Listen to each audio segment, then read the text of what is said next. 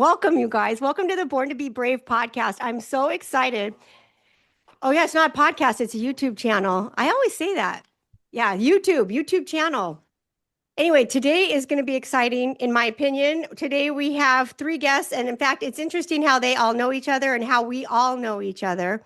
And we'll talk about that in a minute. And so I want to just briefly introduce you to David and Candice Culen and Tristan Ahumada. Is that how you say it? That's it. You pronounce Cullen perfectly. Yeah, perfect. I love it. Anyway, because I'm a big fan of, I'm just messing with you. yeah, right? Did I say your name wrong?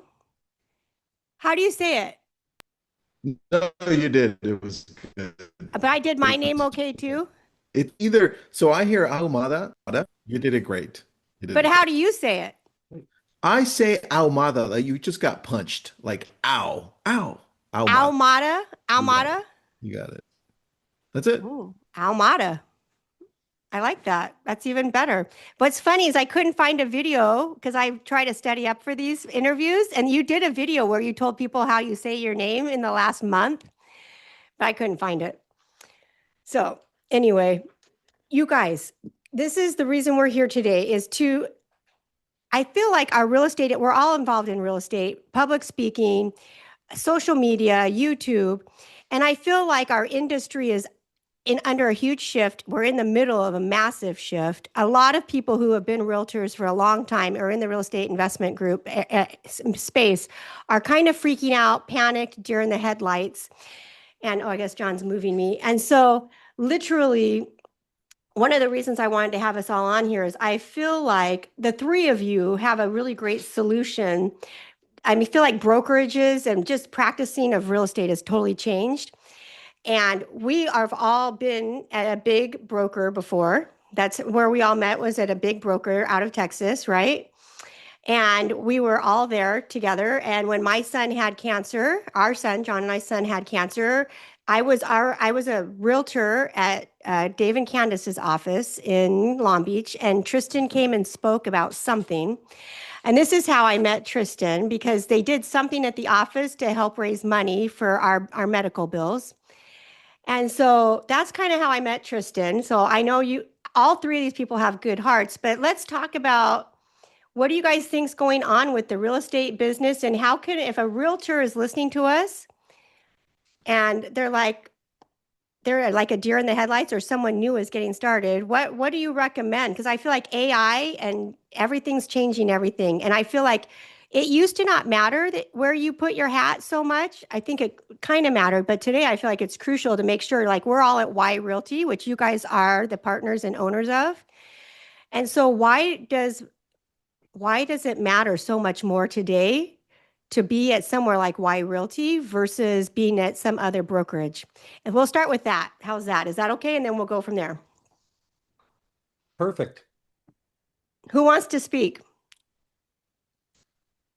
I could say something, and I know Tristan's going to be chomping at the bit to pick up on the fintech piece and what agents might want to consider focusing on now because of technological advances. But I think that if somebody's looking at aligning themselves with a brokerage, I think the things that haven't changed is you should probably pick a place that aligns with your values, your vision, and your support system that makes sense for where you want to go. We've lived by a tagline for many years, which is we meet you where you are and take you where you want to go. And it's always been about the real estate agent, not about the company or the brand. And I think where you hang your license today should be more than a logo. It should be a community that not only challenges you, it supports your growth and honors collaboration over competition. And I think the leadership needs to understand that it's about helping agents see that they deserve to thrive, not just to survive. And there's a lot of people out there right now that I believe are in survival mode. Yeah, and I think that community piece is so important, and making sure that we can support their goals, right? I think the biggest thing is to not isolate yourself Sometimes when we have tough times, Move closer to the microphone. Hold on. sometimes when we have tough times, we isolate ourselves, right? And this is where you need to get involved with mentorship, leadership, community, you know, have little groups with other agents, and try to focus on positive, not negative, right? So Yes. you can grow, I think is super important.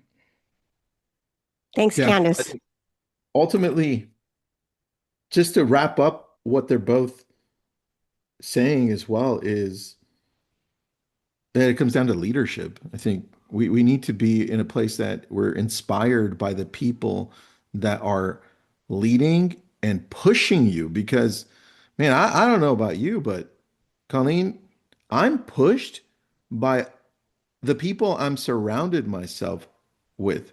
And if I decide that I just no longer want to be pushed, then I'll probably go find other people that don't challenge me daily. I want to feel uncomfortable. And I'm either growing or I'm falling into a place where I may not be proud of myself 10, 15 years from now, right? We've got one shot at this.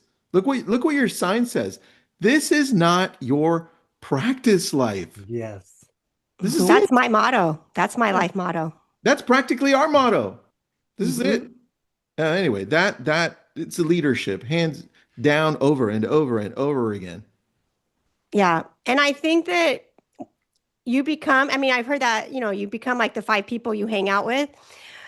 But when things get tough, which right now there's shifts in all, in the markets, and if you just sit and commiserate, and because I see a lot, because I know you started with a partner and friend, Lab Coat Agents, and there's a lot of realtors in there, and I see a lot of complaining in there that wasn't there before, right?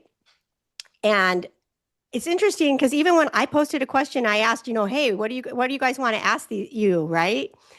I mean, a few people encouraged me and was glad for the interview, but literally people's businesses are falling apart and they're having financial problems, right, in our industry. Yep. And like nobody said, hey, like you got this little bit of time with this window with Tristan and Dave and Candice. What should we like? What questions should be asked? Like, what should we be doing with our business? Nobody, they can all complain. I see a lot of people complaining. And so I just think that where our focus goes, energy flows, right? Hmm. Yeah. I agree. Yeah. I agree. And, And I think the mhm. challenge that we're facing as an industry is, and Dave and I are going to talk about this. It's funny, we're going to talk about this immediately after we're done with yours on an Instagram Live. Is that we're not only being attacked by the market in general shifting and being more difficult than what we're used to, at least over the last few years, but we're also now being encroached on by companies like Rocket, which acquired Redfin and Mr. Cooper, Zillow Flex, that's evolving and now deciding, well, 40% isn't enough. We need a little bit more. We need a little bit more. And then you have ICE Mortgage, which has nothing to do with ICE, everyone, just different. ICE Mortgage already has that circle. And they just need to plug in a couple more things, and they have more money and they're more advanced than Rocket and Zillow. At that point, it's like, well, you're going to have a differentiation of this challenge. One, do we want to work for a Redfin and a Zillow and take a massive pay cut and our our persona of who we are as agents now goes down further and says, "Oh, got it, we're just door openers," right? Versus being a business owner that now creates opportunities and creates this differentiation of who we are and what we stand for, and saying, if you want to work with somebody who's treated this as a career, as a profession, this is who I am. And that distinction is now happening even more. And we're going to watch that gap happen dramatically over the next 5 to 10 years because of AI. Yes. And when you talk about this circle, what circle do you mean? Because not everyone might know what you're Yeah. talking about with the So circle. what we've got is the idea behind where do people go when they Mhm. search for homes, typically. And number one, hands down, Zillow. Mhm. Somewhere along those lines, there's a number two and a number three, which is Redfin. And so instead of Rocket having to build this out, they said, well, why don't we just buy it for $2 billion? And now we have 65 million people coming in monthly or more and taking a look at property. And what can we do with it? Well, that's where the circle starts, right? Now they've got people looking for homes. They've got Redfin agents that work at a discount, right? And Yeah. then you've got Rocket, which will provide the loan. By the way, Rocket already has title, and so does Redfin. So not only are they getting title, and then after that, we're like, well, we're done with it. But Mr. Cooper, who they're almost closed with, they closed with Redfin last week. Now they're going to Mhm. close with Mr. Cooper. They're going to service the loan.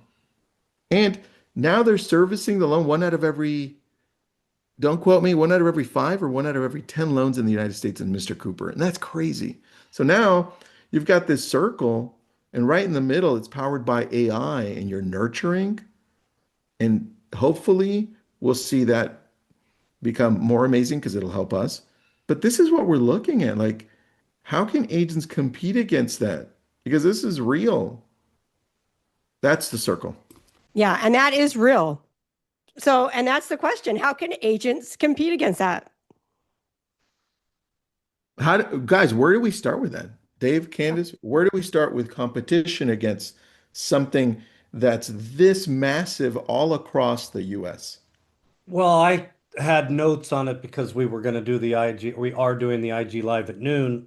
And the first thing that comes to mind is something you and I were discussing a few weeks ago, which is similar to we listen to a lot of what Rich Barton has done, and Rich Barton's been part of Netflix and Zillow and Expedia when he was with Microsoft. And I think about Expedia because they had a disruption into the travel agency business, and some travel agents, just like real estate agents, went away. But the ones who stayed actually focused on taking a deeper dive into the value that they offered to their customer. And now they survived, and actually they thrived because they're now making more money than they were prior. So if we look backwards to look forward, we take a page out of that book and we say, uh, you've really got to become a transaction advisor at a very deep level versus a salesperson who opens doors. Um, a very deep dive in becoming a true local market expert. And I think that term gets thrown around a little too loosely. Um, and there's all sorts of ways to show up and deliver that value on social media if I take a pivot to the marketing aspect of it. And the first thing I think about there is I look at the economics of the city in which you live in, and you better plug into what's going on there, because if you're the first person in the meetings to understand that there's changes to the local ordinances and what's going on the development platform, you're going to figure out where people should stay away from or where they should invest, what's going to happen to traffic patterns, and where the values are going to increase, decrease, or where they might increase, but it's going to take 20 years to get there. I think that's an example of a deeper level of that knowledge. I'm not too sure what this means. I would lean on you for this, but I've been reading things about becoming a certified platform specialist. And and you might want to touch on that a little bit, but it's really understanding the fintech platforms that are either here or, as you just pointed out, are being absorbed in some sort of acquisition or a merger, and being able to guide your client through the use of those. Hmm. Do you have any comments on that? What am I missing there? I think we need to look at this with a more granular lens, Colleen, and Mhm. ask ourselves, oh, where geographically do we actually cover? And where are we getting most of our business from? So the biggest mistake I made in starting in real estate is that I came from telemarketing. So I wanted to call every part of LA and every part of Ventura County because I was right in the middle.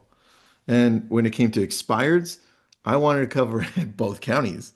And I quickly learned that that was the wrong way to go because I was like practically everywhere, not doing anything. So when we're competing against companies that are going to be more generally everywhere, the only place we can go and win is when we go in super niche because they're not spending the time or money to know these areas, like let's say Candice can in a part of Long Beach, like Seal Beach. Now that we know we're covering Seal Beach, what does that look like as far as opportunities? Well, that's where we have to start talking to people in Seal Beach about buying a home here, what it looks like to live here, what the community looks like, and not just in one place, but where do you gravitate to first? Facebook, great. Let's test it all out on Facebook. It's the third most visited website in the world. How do you show up there? What are your opportunities? Once you've got that down, let's expand to YouTube. And then once you've got that down, well, why not do Instagram and TikTok and LinkedIn? And on top of that, your opportunity is a newsletter. What about a newsletter? And then what about actually creating content about the challenges that people living in Seal Beach have in buying a home? These are the 10 things you need to watch out for if you're moving into Seal Beach. These are the 5 things you need to do today if you're planning to sell your home at the end of 2025 in Seal Beach. So the win that we have is by niching down. Yeah, I think it's really important because you become the expert of that area. And I was on a Zoom the other day with you, and you said to Google yourself and see what pops up, right? And wow, that is interesting. I didn't realize that even when something that was said about me that I probably even wrote a long, long, long time ago needed to be modified, if that makes sense. And I'm so glad that after that Zoom I did that because I'm like, we need like what because that's what this consumer's doing. When a person is thinking, I want to sell my house, I want to buy a house, I want to invest in real estate, because I've seen this pivot coming and I've really shifted a lot to creative finance and buying properties. Creatively as an investor, I've become more of an, focused more a lot on investing, but we have to change what we're doing. And so when I Googled myself, I looked and I was like, oh, that's not reflective of me. No. So I made some modifications on some things, and then I realized that my website is not up to date, which is insane, right? And Well, so, Colleen, that's why, we go, Candice and I were just sitting down with a company and outlining what it is that we need to have as far as a website for those agents that we're bringing into this whole new world. Like, what's important for them? How do they show up? Candice, like, when we're looking at just showing up better, what would you say needs to happen on our part when we're looking at something as simple as a website? I was thinking about what agents do when the market's great, right? Is Oh, yeah. they tend to forget about the daily tasks and things that they should be doing to keep Yeah. their business going in these tough markets. So then when a tough market hits, all of a sudden they're like deer in the headlights and they're freaking out. They're like, "Oh my God, now I want to do a newsletter and now I want to do this." But they should have been doing it consistently all the time. It's not rocket science, this business. We need to stay consistent. And, whether that's setting a schedule for yourself where these are the tasks that I'm going to do every day. So then when these markets do hit, you still have that foundation to keep your business going, which you see that a lot with high level agents that are at like a Buffini, right? They're constantly keeping in touch with their clients. So these tough times, they're still getting referrals and still getting business because they are consistently doing the job of being a realtor. So I think that's really what we need to learn is, especially all of us who've been in all these different cycles, is we know that we just need to be consistent and still do the same things that we should be doing to generate business. This is your business. You're the leader of it. So that's how I see it. Well, that's why the consistency pays off and we save our money and we put it away. So now when the market's challenged, now we can outspend everybody else, create massive leverage, hire people and grow and scale while other people are in survival mode. So this is a great market to gain market share and to grow, and we're happily doing so. yeah, I think there's opportunity in every market, and what people believe about themselves and what's going on in their reality is what is going to be real for them. And so if they think this is too tough, or, you know, they're the deer in the headlights, they're going to keep having more scarcity show up for them because they're not taking action. They're isolating. They're complaining. I see a lot of complaining, which complaining is a garbage magnet. So when you're complaining, you're just attracting more crap to yourself.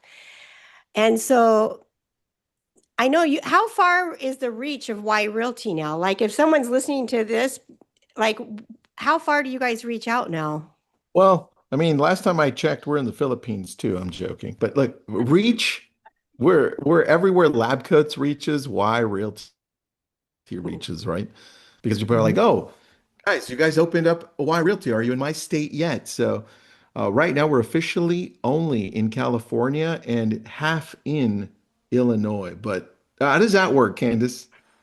Are we in Illinois or not yet? I mean, technically we kind of are.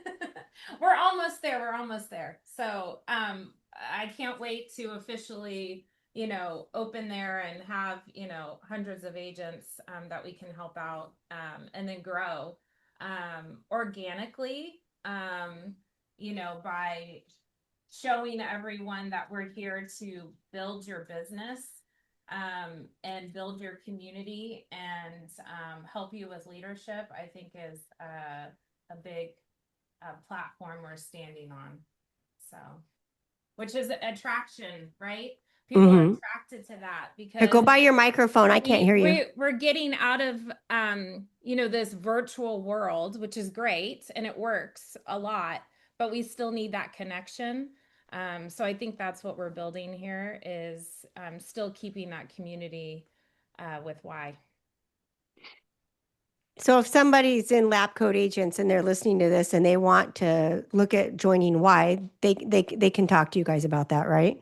Definitely. We have a Join Why website. They can go onto the link and they can be on the list, which we have over 2,000 agents on a waiting list.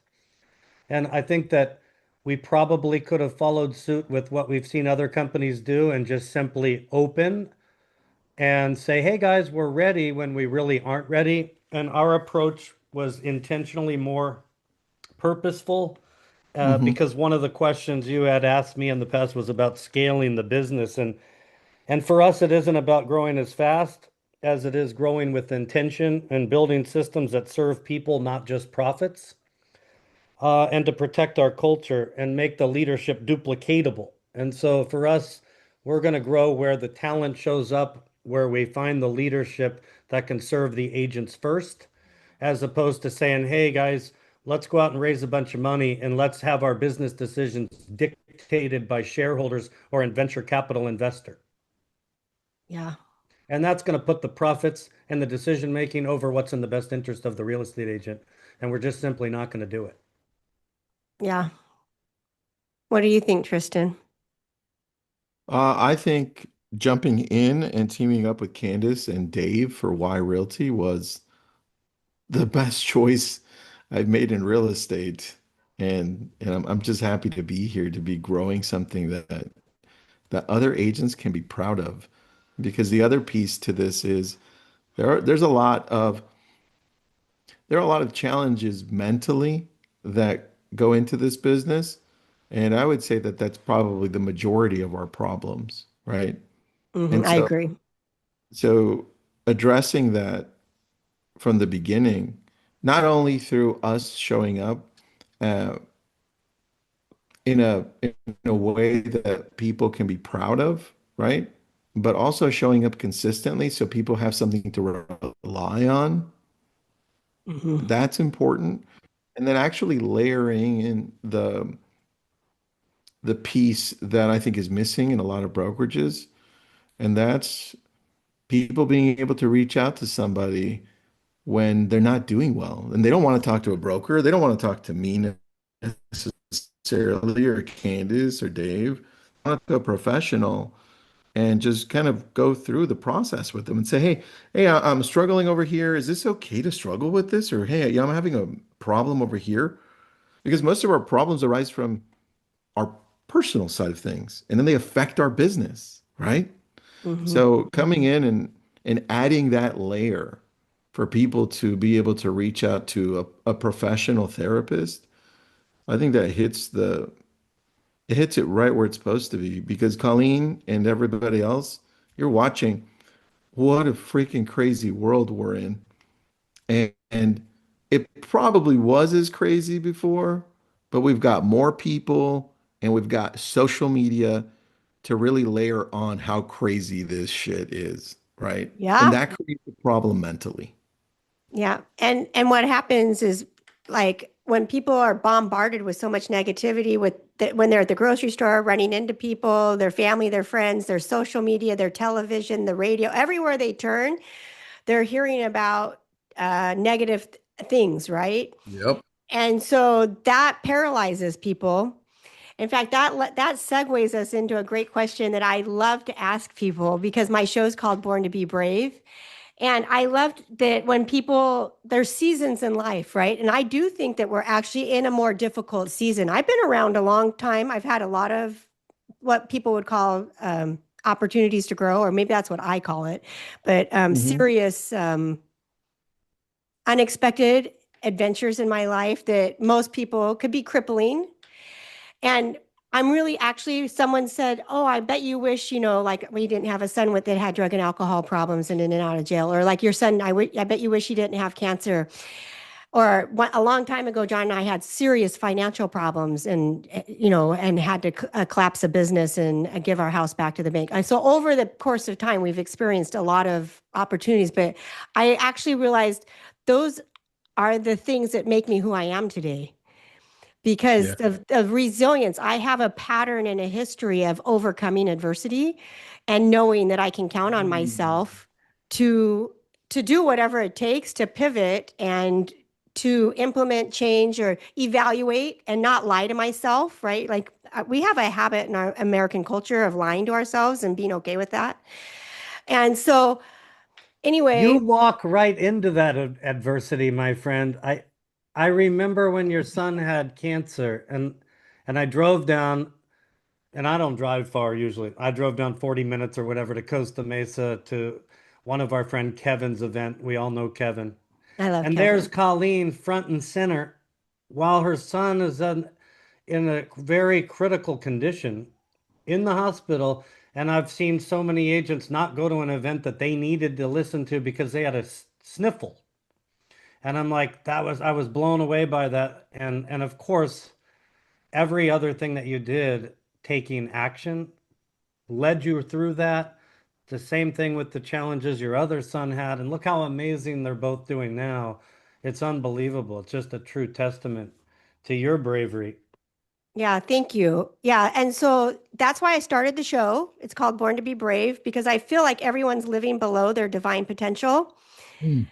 And so that's why I like to talk about adversity. And so one of the questions, I sent it to you guys this morning, but it's about seasons in life, right? Because there's always another season coming. And those were two difficult seasons, right? But I did choose to go show up to mindset stuff. I didn't quit working. I didn't quit doing my mindset stuff and going to the things, right? And because at that point you need it more than ever, right? Like, if I'm visualizing my son being healthy, both of them, and I'm holding on to that picture when in reality that's not what I'm experiencing. And so I became very good at manifesting and holding on to the future of what I wanted to experience, right? I'm a big fan of co-creating your ideal life. And so I know, and I don't know Tristan as well, but I do know that Candice, Dave, and Tristan for sure. I have interviewed quite a few people now at this point, and almost every successful person has experienced adversity at a high level and failure, Mm. which I think failure is great because it means you're trying out stuff and you're moving forward. But how do you overcome these times? And can you share some practical tips with people on how you didn't give up and how you navigated a tough time in your life when you, like, how were you born to be brave? And what tips do you have for our listeners who are like, well, that's great for them that they're positive and doing great, but like, what can they do? And what did you learn from those experiences that you think somebody else could benefit from? And I'd love to hear from all three of you. Who wants to go first on this one? Well, I have a mantra that I even tell with my kids, right? Is, and it comes from Michael Jordan, who our daughter is named after, is if you're not failing, you're not growing, you're not moving forward, right? And so Hmm. a failure is those great moments and good, actually they're great assets, right? That you can learn from and grow. So I don't ever see failures as bad things. I feel like it's a way to reflect on what you could have done better because it's not everyone else's fault. You had a a way of playing in that game of that failure, right? So what could you have done better? Where could you learn from this? So I think failures are good things. Um, Yeah. Now, if Right. anyone's not familiar with Michael Jordan, we can drop his bio into the chat. And I didn't know Jordan was named after him. That's Uh, awesome. That's cool. I love Mhm. that. Yeah, that's a good one to live up to.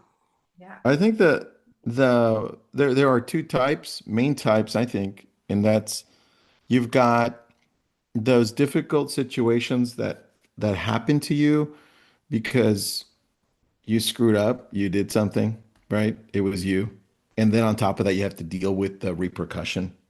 Hmm. Those are, I think in some cases, those are expected by the person who did it, right? Yeah. Um, and then there's those that are, I think, more challenging internally that happen upon you.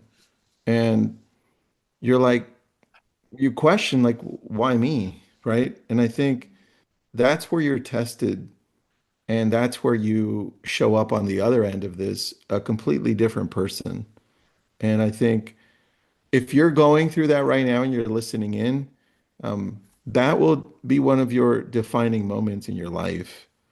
And you need to step up, but you also need to know that it's going to be hard and it's supposed to hurt and it's it's supposed to drag you through the mud and break you and practically destroy you and question, am I really cut out for this? Like, what's happening? That's the reality of life, and we don't talk enough about that because we'll all have encounter those moments because that's how life is. But it's how we prepare for those ahead of time through, unfortunately, through experiences that we can then be the light for other people that are watching and help others. Because even if we don't realize it, we live in a community set and other people are watching how you handle things. Other people are watching how you treat others. Other people are watching how you rebound or the pain that you're going through. So I think all of us have gone through something that's been bad, and I think that's only made us stronger as leaders. And I agree with you, Colleen. Depending on how bad that was, is really how you're going to show up on the other end of this. And you find that most people that have gone through this is my superhero explanation where I interviewed a psychologist and he said this, and I was like, that's mine. I'm stealing that. Um, it's it's really the difference between a villain and a superhero. They both have gone through the pain and suffering. The superhero decides that they're not going to let it happen to other people. The villain is angry at the world and wants to punish the world for that happening to them. Interesting. That is so good. I just wrote it down. It is so good. Yeah, It's so that's why true, I but stole it. Now that's why it's you stole it. it's very simple and people are always making it so complicated, but it really is like I take calls all the time about all kinds of different scenarios in a transaction. And I think everyone is like, how do you stay so positive, right? But you Mhm. you have to really force yourself to stay positive. Like be like water. Like you can't allow the negativity to take you down. So that's why surrounding yourself with people that are going to brighten your light versus dim your light, I think is so important. Well, I think that's so important if you look around the world of all of the things that people have done And I spent most of my early 20s studying what other people have done to become successful. I was attracted to like the biographies of how they got there. I've never done anything that's mind-blowing in my opinion. So it's like if I failed through it, of course I did because I'm not yet where those people have gotten. So I still have more work to do. And a lot of times it being brave or going through a moment like that for me is I do it very quietly. You won't see me come onto Facebook and complain and torture people publicly and express how I'm feeling, but it's because I'm internalizing it. Yeah. And I think one of the things that I think about as a case study for that is I walked away from something that was very successful because it didn't align anymore with where I wanted to go. And Mhm. the toughest part for me was leading with integrity sometimes mean you're going to disappoint others in the short term to stay true to who you are in the long term. Mm. And That's profound. That's really profound, Dave. ultimately we'll come out on the other side of it. Mhm. And some of those naysayers or people that might have been disappointed are like, recognize now what the intention was. And the intention was always to build a community to help people do something. And I get a lot of enjoyment in interviewing other people and still looking at the biography of how they became successful. A lot of that has to do with real estate, but I have a tendency to look at it more on the business side of it because as soon as you get a real estate license, you just became a CEO of a company. It's up to you on how big or small that company becomes and how many people you help and make an impact on. And my goal is always for it to be here. And then that sort of becomes a vacuum for other people to follow. And I surround myself with people like the folks on this call because I also know my own reality. I'm only good at a couple of things, but it requires so much these days, especially even more. And the only other thing I'll say is just there is no reason to complain anymore in the world. We live in an information world. It's the greatest time on planet Earth since I've been alive. If you're stuck and you don't know what to do, you're one prompt from ChatGPT away from knowing exactly what to do. So you just sort of have to get out of your own way and go do it. And if you need the help from other people because you're scared to do it, plug into a community that removes that fear. Yeah. And I feel like it's easier today to get a hold of anyone like in their DMs. I mean, I literally have interviewed people who are just shy of being billionaires by asking them in Instagram DM, would you be on my show? This is a link to what I do on my show, right? And I freaking interview them and I'm friends with That's them good. now from sending someone a DM in their DMs telling them this is why I want to do it, how many people I want to impact them, 1 million people. And anyway, they say yes. Yeah, They say yes. they say yes. And even I was at That's an a great event, t-shirt for you. they say yes. Yeah. I think that Mm. I actually think that is fear is so interesting. That's why the show is called Born to Be Brave. And I almost called it something about fear because it's a lie we tell ourselves that we believe. Mhm. Well, I And want to say that you're fearless, mhm, right? You yeah. you got out of your way and you Mhm, were like, "You know what? I'm not going to be scared. I'm going to just hit this guy up." The worst thing that he's going to say is no, and then you just move mhm, on, right? So, mhm. I think you did such an amazing job and, we've known you for so long and I love what you're doing. It really is just awesome.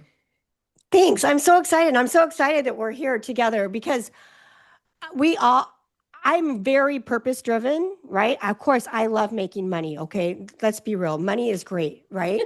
But I love money, okay? Because for the good it can do, right? And if you don't love money, then you got to really think about you can hire a coach, a money If you coach, don't and love it, you probably won't have much of it. yes, because money literally grows on trees, right? They make money out of trees, right? And so because money is the currency of our world, right? And so Mm. so you do have to make money so you can do the things and have the freedom. I'm really into freedom and having choices. So if you want to help someone, then not just say, "Oh, I wish I could help them if I had the money," but actually have the resources to help them. or just to make memories or to make someone's day lighter. Like when our kid had cancer, I can tell you right now, my house was orange, red, yellows, and greens, which were great colors when there was no stress in my life. But yellow and red and green are very stressful colors. And so the house got changed to blues and beiges, and it's very peaceful. And I would have never thought of that, except for someone from our office said, we really want to do this. And I remember promising God that I would let anyone help me do anything, because there's always a lesson in the things like Tristan was talking about, with the big things that just happen to you that you have no control over, right? Like your kid having cancer. It's not like I gave my kid cancer medicine, right? And so anyway, and I remember when they showed us how bad Carter's situation was, I said, God, what's the lesson? He says, you're a really crappy receiver. And I'm like, oh, I don't think I'm a crappy receiver. And he says, well, you've been in the hospital 10 days. Go get your phone and let's look at all your text messages from people. And how many people have you told you're fine in the last 10 days while you've been in the hospital who have offered to help you? So this was like at 3 a.m. I go get my phone, and there was over 210 messages from different people who had offered to help us. And I had told everyone we were fine. He said, you don't seem too fine. You're hyperventilating, crying, and freaking out because you just found out your son has cancer everywhere. He goes, you should probably let those people help you. And so I'm like, oh yeah, I'm all in. So I woke up the next morning and I texted everyone, do whatever you feel inspired to do for us, right? And people did the most incredible thing. But I think that the thing that changed me the most was allowing people to serve us. And it's made me a better server and giver, right? And so in all of these things, the experiences, and this is why I love the why Realty model, and why I left when you guys started this business and went to you, is because we can make money anywhere, but it's really nice to make money with people that can be lifelong friends, that you know are there for you in a desperate, horrible situation, right? I was in a terrible situation then, right? It was just dark, dark times, right? And that you can also in the future, I've gone and done stuff with our office to help other people when my situation was better, when my son was healed. And so I just love that we're purpose driven, and that when you can align purpose with making money and making a difference, I think that you're unstoppable and you're limitless. Yeah. And that's the kind of community and things, especially because Zoom, like we're here on Zoom, right? And which is great. And it's a great tool. But that connection, that human connection, I feel like people are seeking after it more than ever. Do you guys agree with that? Yes. Yes. Mm-hmm. We've been 100%. talking about that, I would say almost on a daily basis. Mm-hmm. Yeah. Yeah. And by the way, I'm glad you did come over when we started the new company and didn't hold me responsible for the poor painting I did over at your house, because that's not inside my skill set. I did my best. Yeah. Yeah. I still think about it every day. No, just kidding. Oh, wait, David painted this wall right That's here. funny. I think I painted stuff out in the grass, and there's still paint on the grass out there, probably where I was.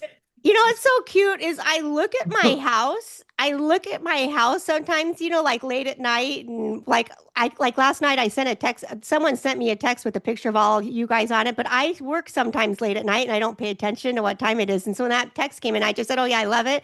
And then I looked at the time and I'm like, "Oh crap, it's like late at night." But I sometimes look at my house and I think I'm so blessed. I'm so blessed to have people in my life that care enough about us, and that I care enough about them, that I would move heaven and earth for them, because I know they would move heaven and earth for me. And that there is nothing short of something I would do, right? And I think those are the kind of connections that if you're watching this video and you're not experiencing that with the people you work with, I hope you'll dig deep and think about, like, who do you spend your time with? Because that sign, that is my life. I have two life sayings. This is not your practice life. Like, this is your one shot. You might not wake up tomorrow. You don't know when you're going to die. We're seeing in the news all these tragedies and all these things that are happening to people. And literally, we're all on borrowed time. We're all renting these bodies. We all know we're going to die. You know, they say there's a saying, everyone wants to go to heaven, but no one wants to die to get there. And if you're watching this video and you're not doing business and you don't feel the same way I feel about these three people that I'm talking to right now, I hope you will think about maybe making some changes and reach out to them and find out what they're doing and what they're about. Because I don't read bios anymore about people because no one wants to hear those at the front because they just tune out. You got about 2 seconds to get people to pay attention to you.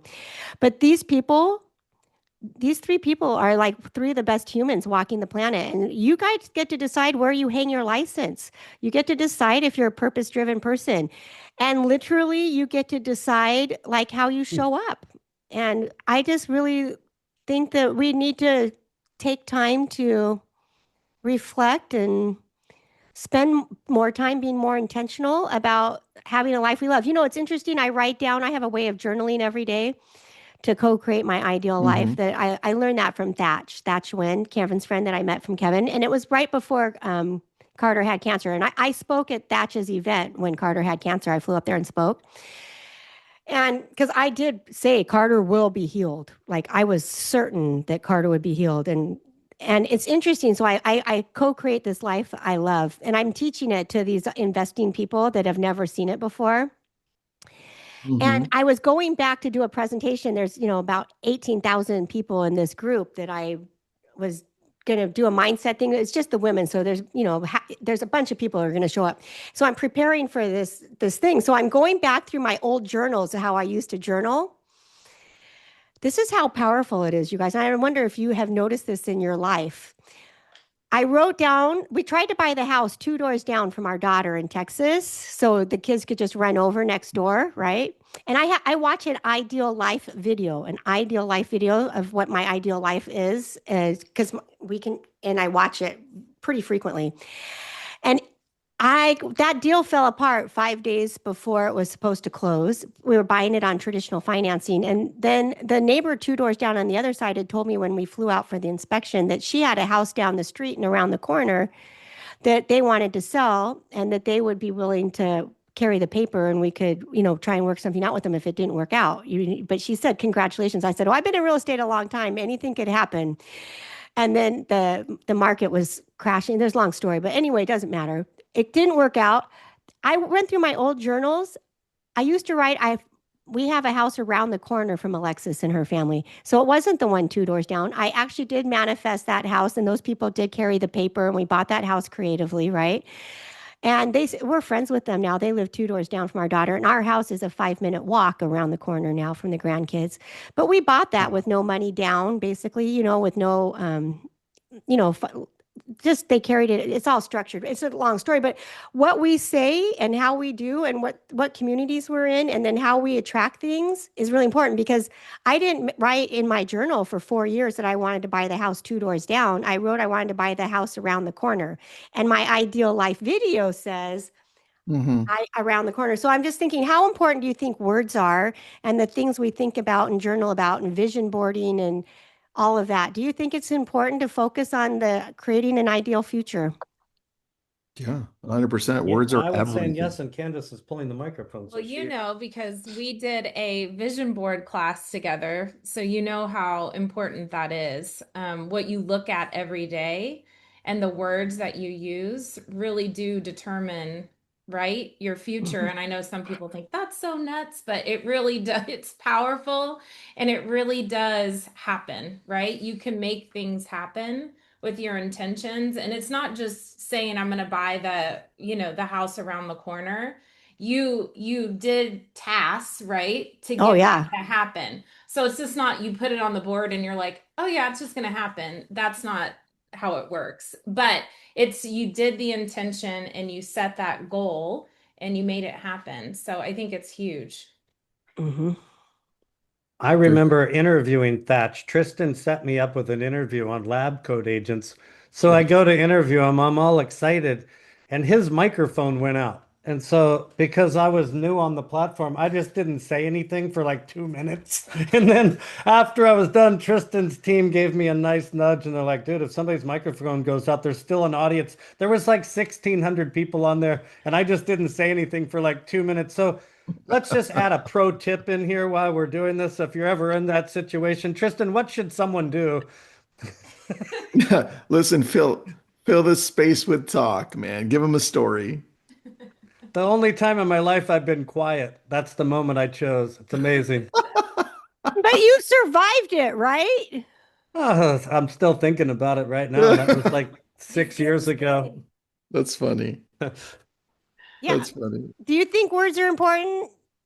Colleen, there's a great book called What to Say When You Talk to Yourself. Oh, I've never heard of it.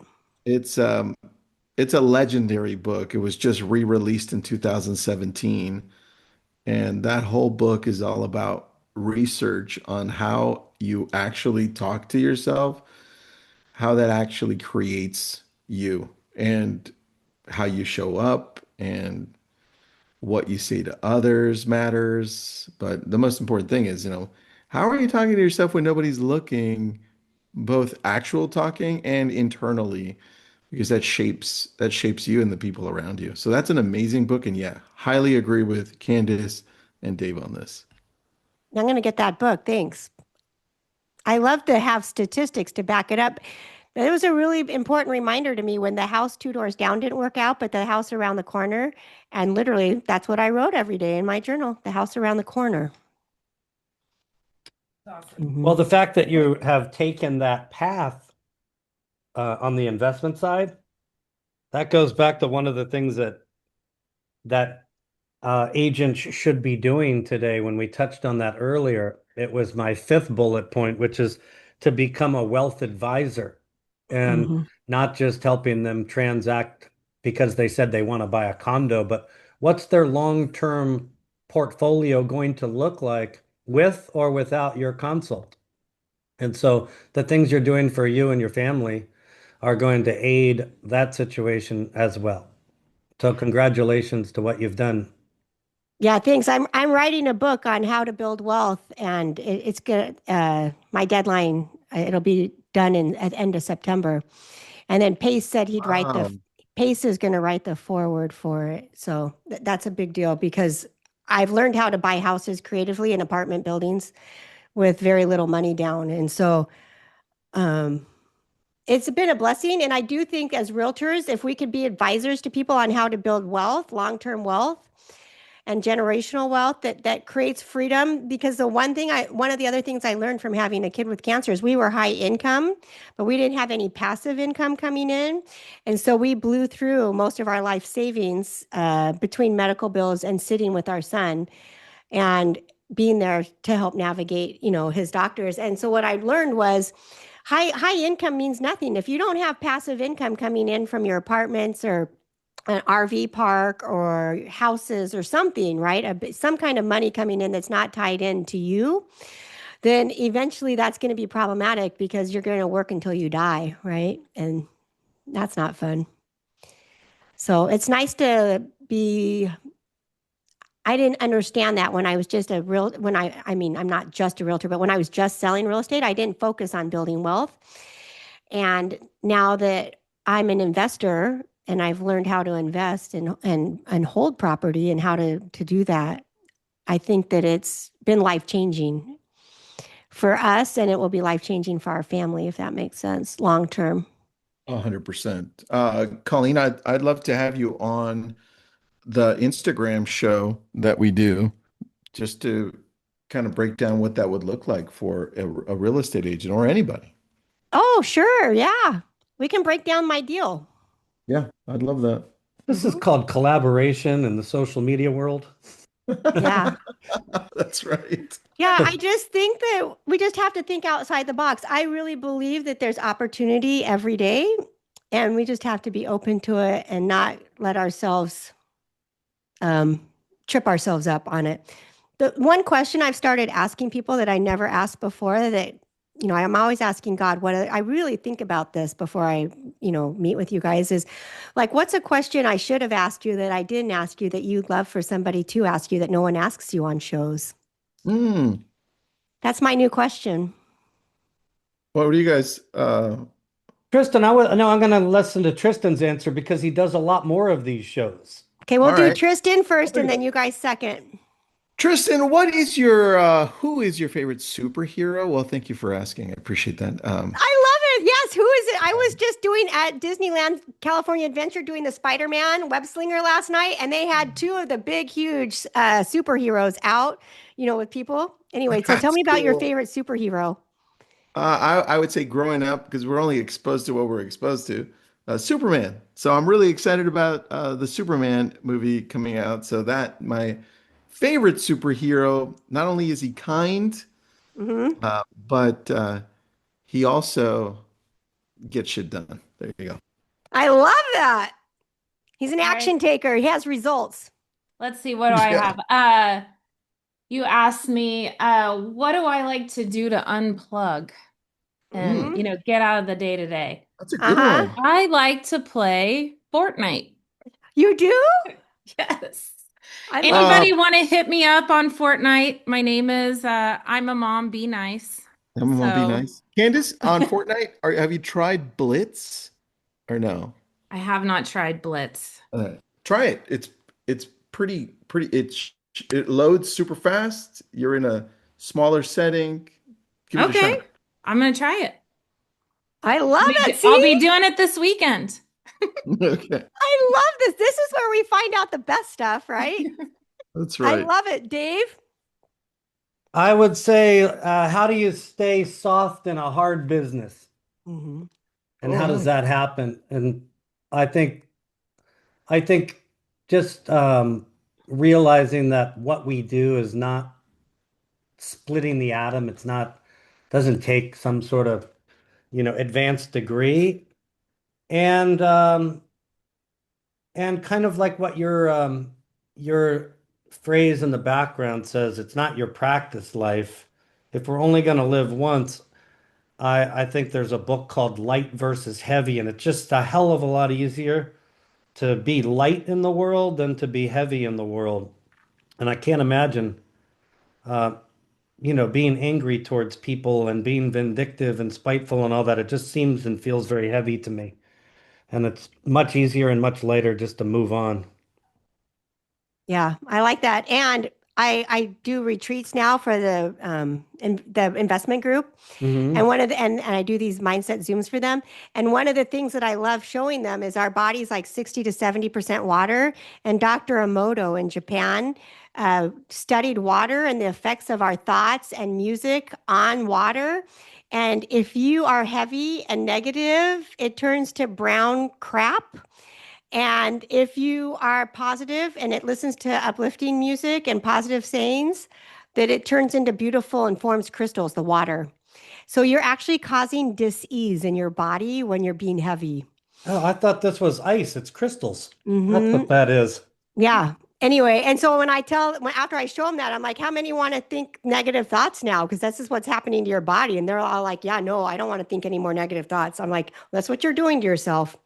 Yeah. If you wonder why you're having dis-ease, think about what you're thinking and telling your cells in your water. Anyway, I just love you guys. We said we'd be here on it for an hour, so I want to be mindful of your time. And you guys were so brave to come on here and talk to me, and I just appreciate you. And any last thoughts before we hop off? Just thank you so much for having us on. We appreciate the opportunity. And you do a great job for lots of people, and you're inspiring more people than you'll probably even realize. Keep Thanks. going. Yeah. Very true. Thank Mm-hmm. you. Yeah, thanks for Thanks for having coming. us on. And we're going to put, John has like all kinds of, we're getting better and better at this. John will put like your bio, not bio, but like a link of how to get a hold of you guys. He'll put all of that